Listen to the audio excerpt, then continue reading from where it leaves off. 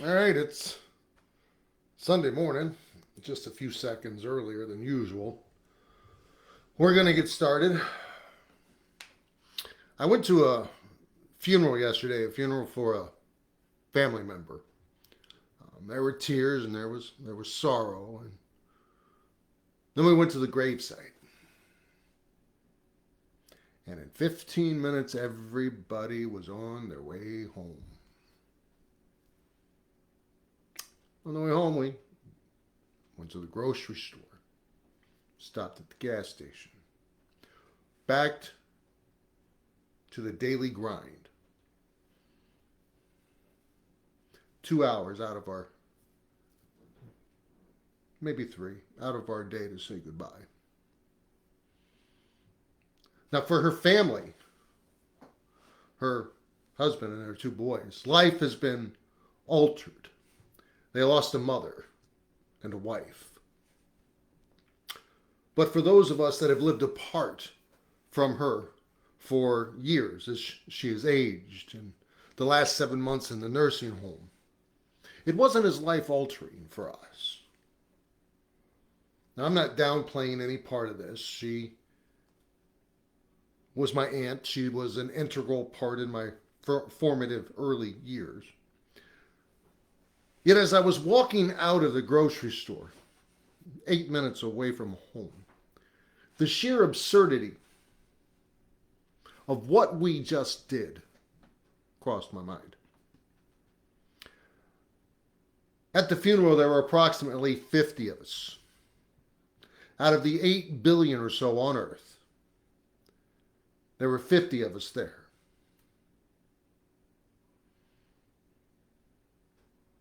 So many were affected by her life. Just at yesterday, that point in time, she had sheltered at home for 15 years or so, living with my uncle. They were happy. They took care of each other. So yesterday we went to a funeral. We went to a burial. And in 3 hours' time, we were right back at our lives. To the grocery store, to the gas station, to nap, to eat, back to our lives. The absurdity really struck me. Nothing stops the turning of the world. Nothing stops this process we call life.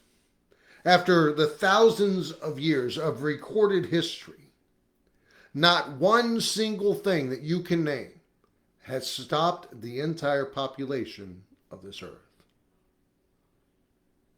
The closest anything has come to is World War II. World War II, the war to end all wars, but still 14 nations weren't involved. 14 nations did not get into World War II. So it didn't affect the whole world. So to what conclusion can I arrive at? What this led me to was this.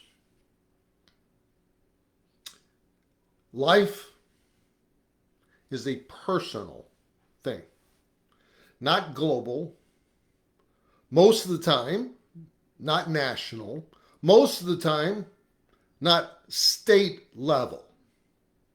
Life is personal. Certain interactions, certain days, maybe even years that affect more than your family, but for the most part, life is personal. You. We all can contribute to a global cause. We can all contribute to a national cause, a state or county cause. But by and large, at the end of the day, you go home and it is personal. Even death is personal.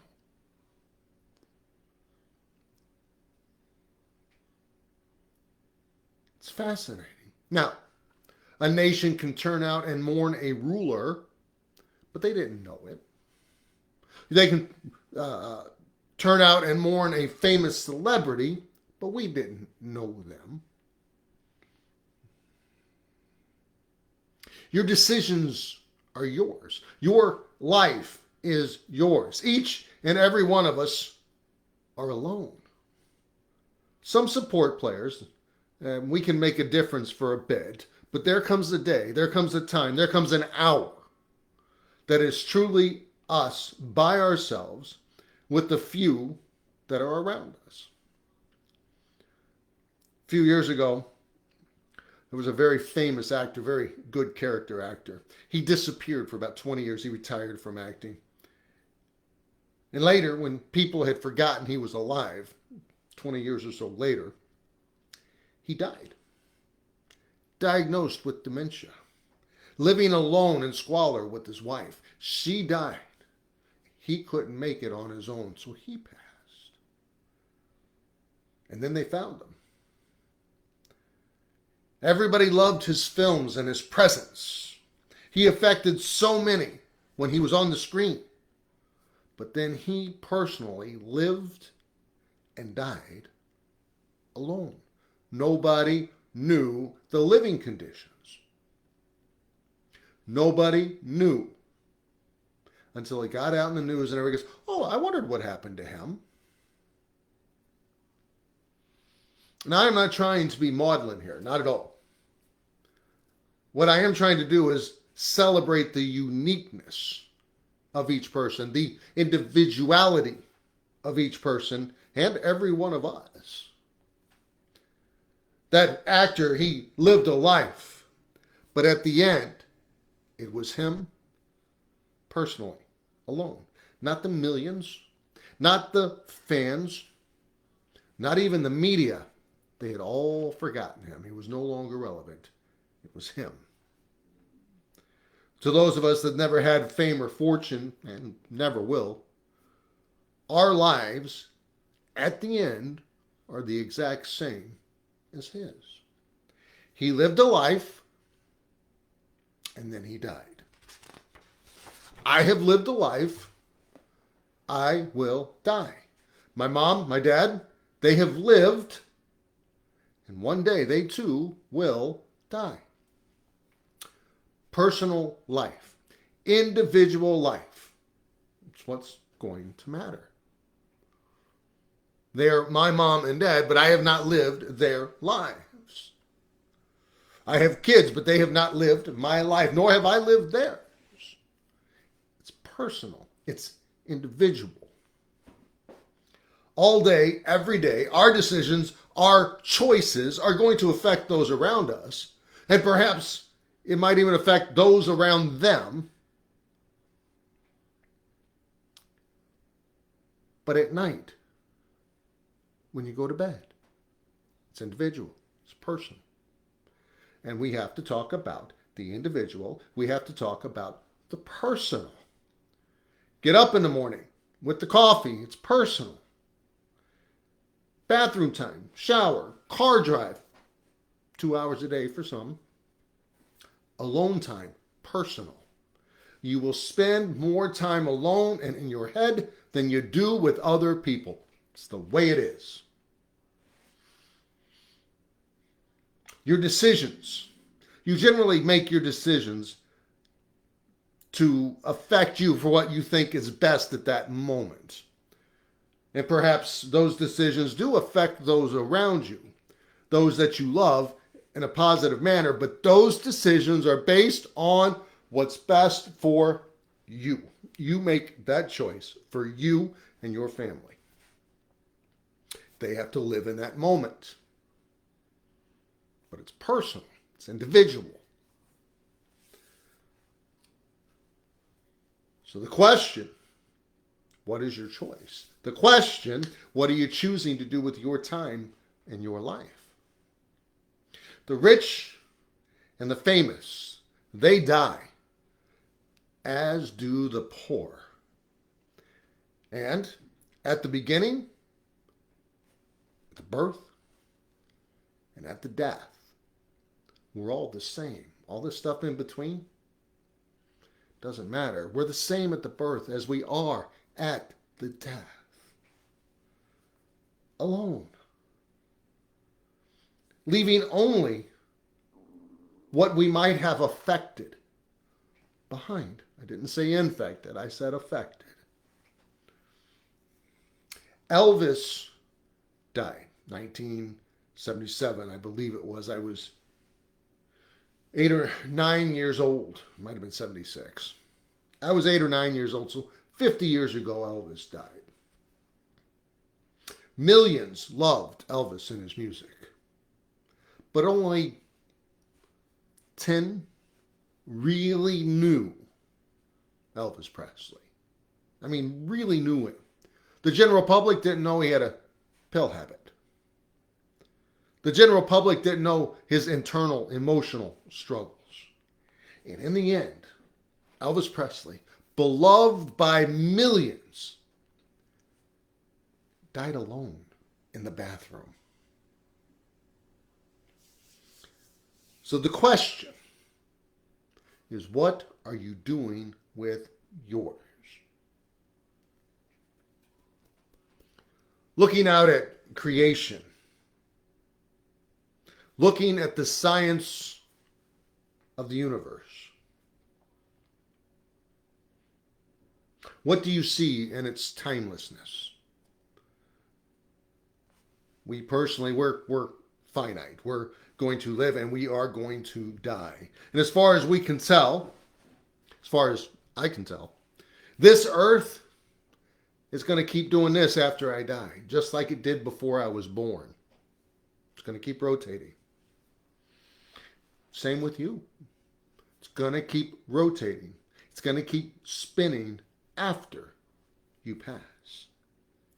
After I go, the trees will bloom. The flowers will bloom. The rain, the snow, it's going to continue. I'll be gone. It will still be here.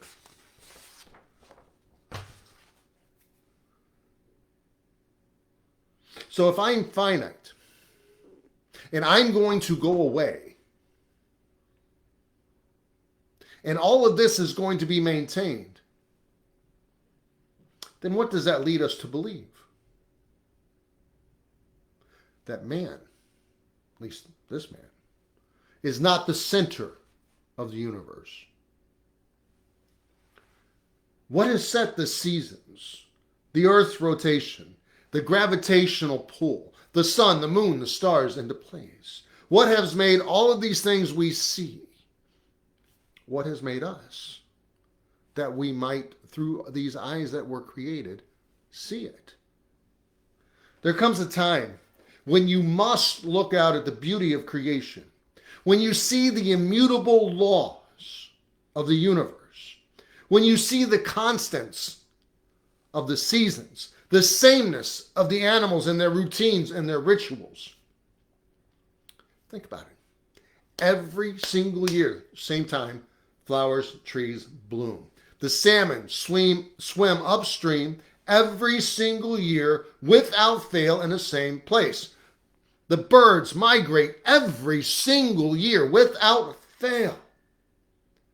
The deer, they birth in the spring every single year. Routine, laws, immutable facts. And they don't have an instruction manual that tells them to do it. There is an order to all the chaos going on in and around this world.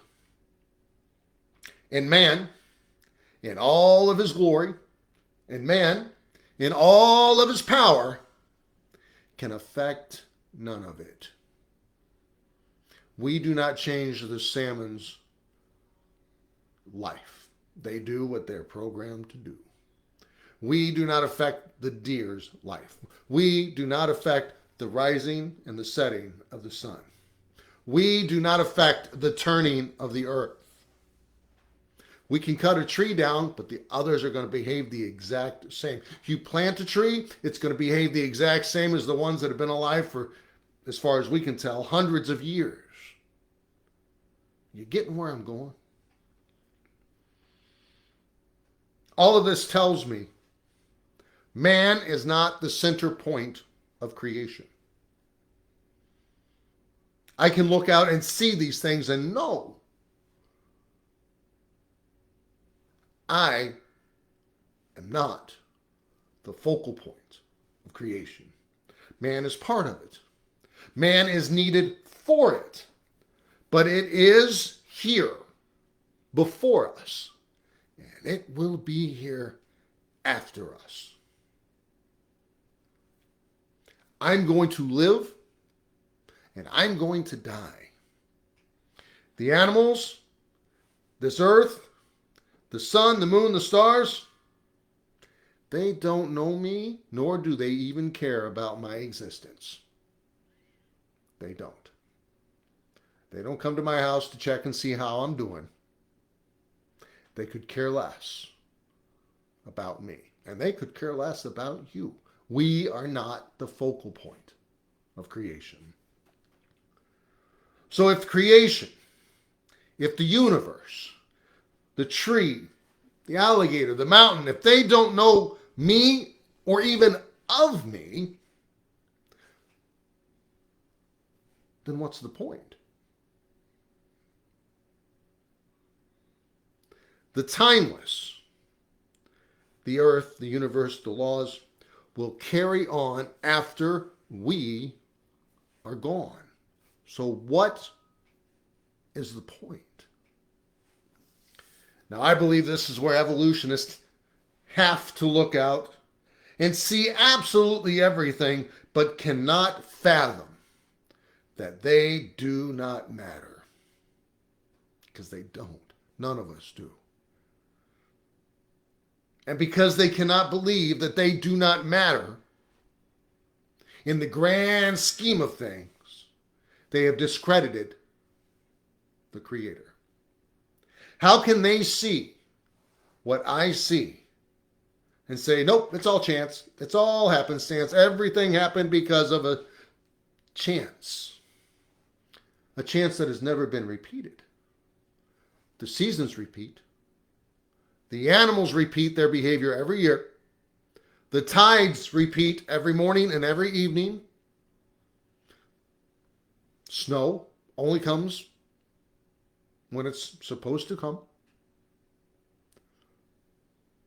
But the Big Bang only happened once and has never been repeated with the same results. Even in a science lab, they cannot create something out of nothing. So if you live and die and are forgotten by the majority, then what is the point of this earthly existence? If we are nothing, born, lived, died, and are nothing again, what is the point of this life? If your purpose is merely to be born to add to the earth, then that means that the earth birthed you. That means you would have to follow the immutable laws that were instilled on you by the earth. But we don't. As humans, we behave completely different than any other creature on the face of this earth. We don't fight just to survive. Sometimes we fight because we're dumb. Humans do not have relations just to procreate. Animals only do that at certain times when their body drives them to procreate. Humans are different. We have developed preferences where we can do things the animals can only do at certain times. We can do all the time. And that hasn't changed in recorded history. We're different than everything else. How can we say that we came from the earth when we are not programmed the same way, day after day after day after day after day. We change. We have grown.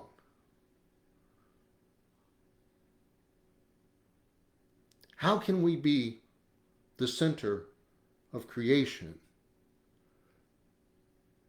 when we don't even follow the same laws that most of creation follows?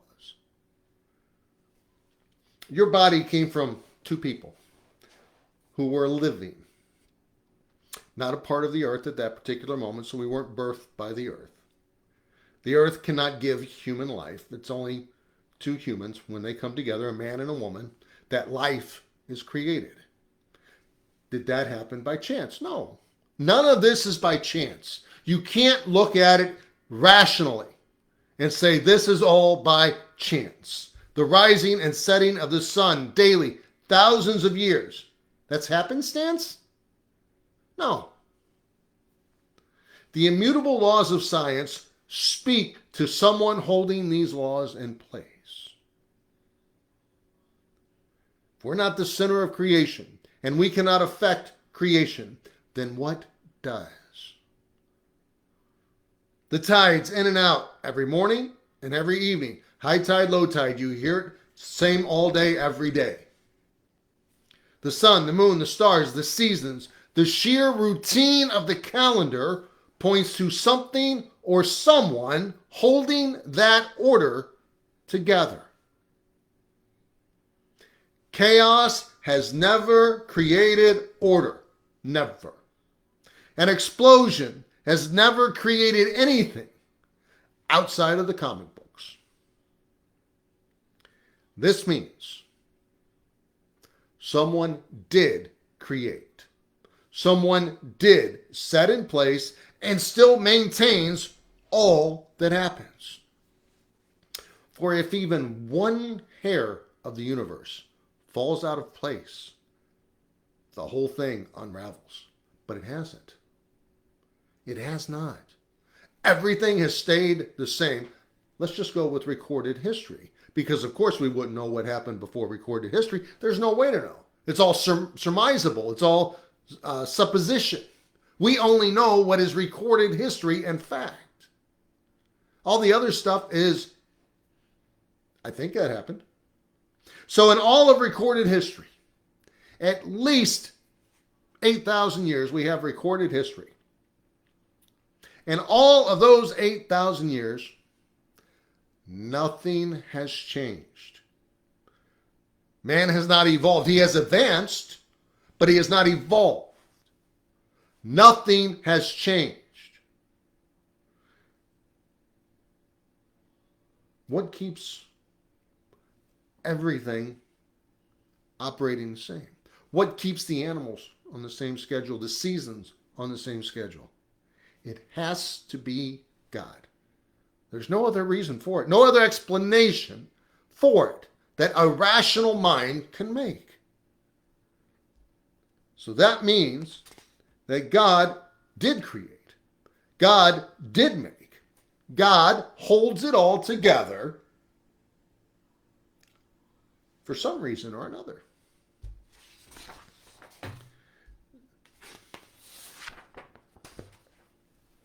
So the spirit being that we call God has to be the reason for all that we see around us. We are a piece of creation. We are a part of creation, but we are not the center of creation. For if we were the center of creation, creation would stop when we died. We're not.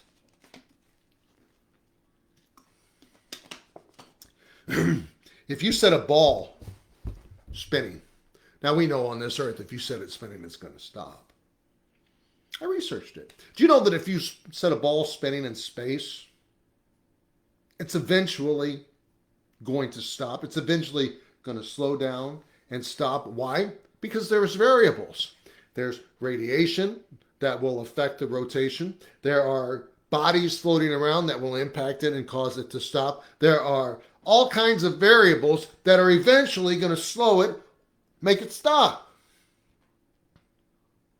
This earth was put into motion and is still spinning the same way it always has. Still bringing forth the seasons, the oceans, the mountains, the rain, the snow, as it always has. God put this ball of earth into place and he spun it. It has not stopped, nor has it slowed. Its normal operation has never stopped. Now they said a meteor came down and killed all the dinosaurs,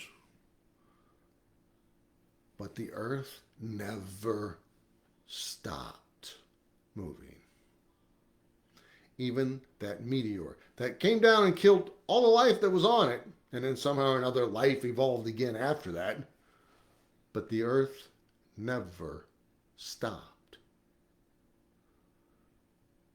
So if all of this is held in place by the very hands and will of God, as I have concluded in my own thinking, it must, then what does that mean? That God is the center of it all. He created. He gave life. He started process. Man and woman come together. Boop. Little baby comes out. Personal. Individual. Two individuals make one individual. They are now three individuals, even though they are connected. One of them dies. The other two has to go on personally and individually. In the beginning, God created the heaven and the earth. The earth was without form and void. Darkness was upon the face of the deep, and the Spirit of God moved upon the face of the waters. The Spirit of God moved on this earth. In the beginning, God created the earth and all that is therein. He walked on the earth and he talked with man daily. Creation was created for the Creator. We're not the center of the universe. We're a very small part of it. We cannot hold it together. We cannot keep it in motion. We can do nothing that would affect it and stop it.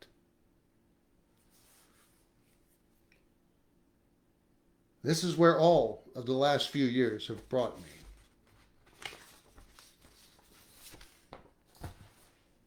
There is a God. He created it all. He holds it all in place. He put man here to fellowship with. Man, of course, as we always do, we messed it up. So now we don't get to fellowship with him. We don't get to walk with him in the cool of the evening in the garden. Man messed up the perfection of creation. So now God, he can't even come down. He can't come to this earth anymore. We messed it up. When he did come down, came down and he spoke to the Israelites and he gave them then the 10 Commandments by mouth. Exodus 20. He scarred that mountain, and that mountain is still scarred today. He can't come down and fellowship. He can't come down and visit anymore because of us.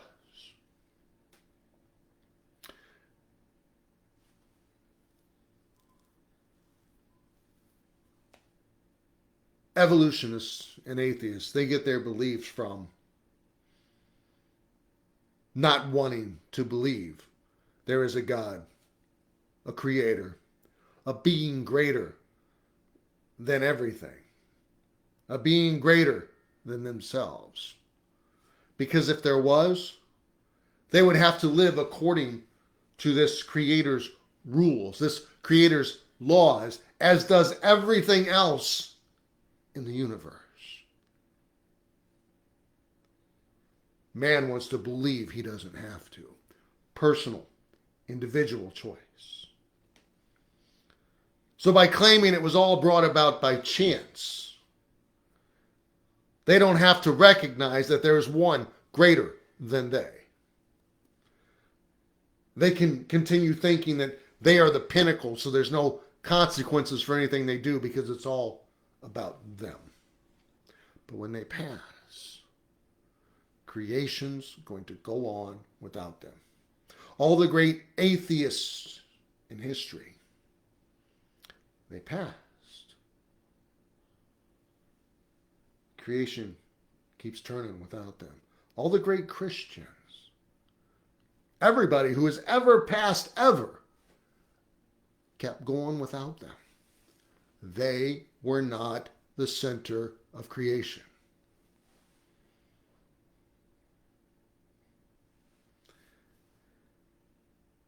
God created man, singular. God created woman, singular, personal. Man-made decisions affect us. They affected all of mankind as chosen in the garden by Eve and Adam. Eve chose to eat of the fruit. Adam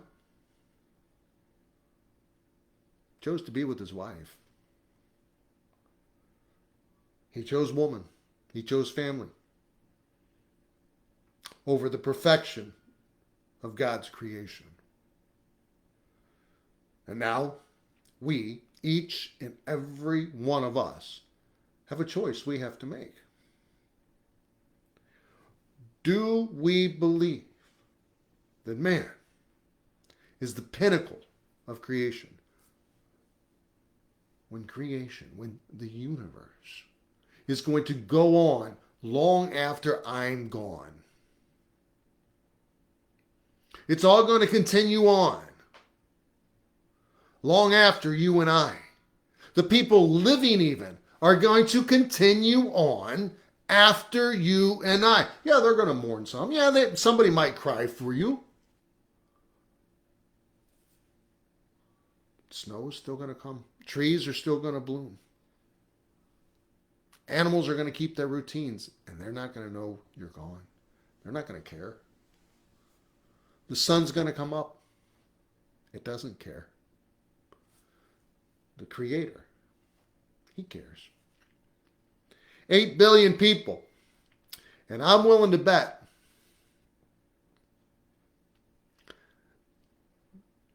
all but about 100 of them, at most, care deeply that you're gone. The other,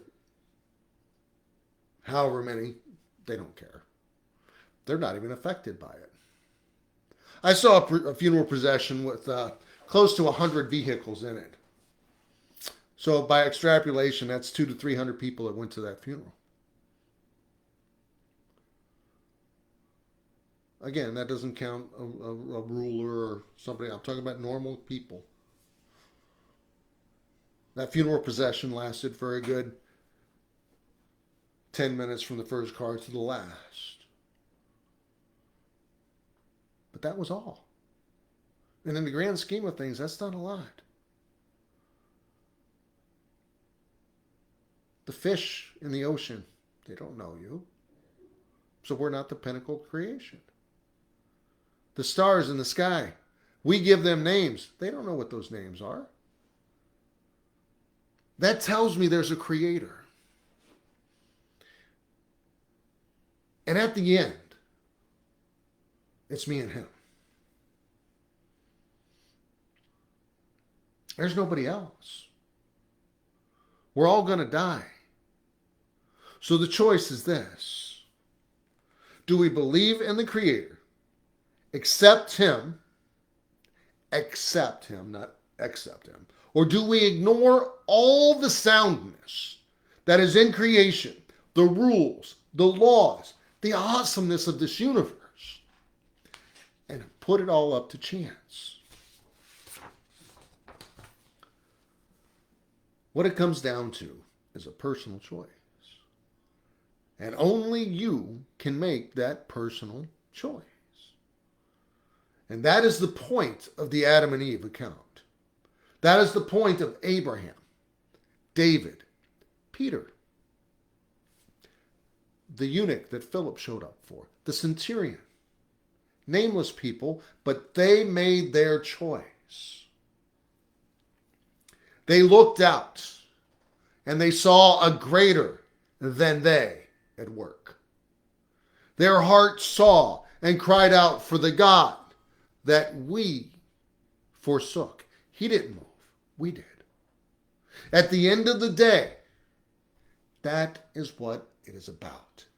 God created this earth and all that is in it for himself. We are bit players. So the question comes down to, what do you see when you look out? Do you see everything happening by chance? Or do you see the hand of design that holds it in place to this very day? A corrupted earth or an infinite God that keeps it all going? You got to choose one or the other. Chance or design? You have to choose one or the other. And it comes down to this. You and you only. You can affect others. Others can affect you. But no one else can decide for you which you are going to choose. At the casket, those that are in the casket can no longer help you or tell you what to do. You can no longer help them or tell them what to do. It is solely your choice and yours alone. You cannot choose for them or anybody else. And nobody else, can choose for you. Today as you grieve or today as you live, there is a truth. And that truth is this. Whom will you serve? God, Creator, or a chance that everything happened perfectly from an explosion? And here's the thing. Today, you hear this, you have to make a choice. And if you choose not to choose, you have made a choice. And this might be your only chance. This might be your last chance to make that choice. Choose this day whom you will serve. God so loved the world that he created, that turned its back on him, that he gave his only begotten Son, that he had born, he himself was born in the same manner we are, walked as we did, talked as we did, ate as we did, suffered and died as we will, so that we might have life.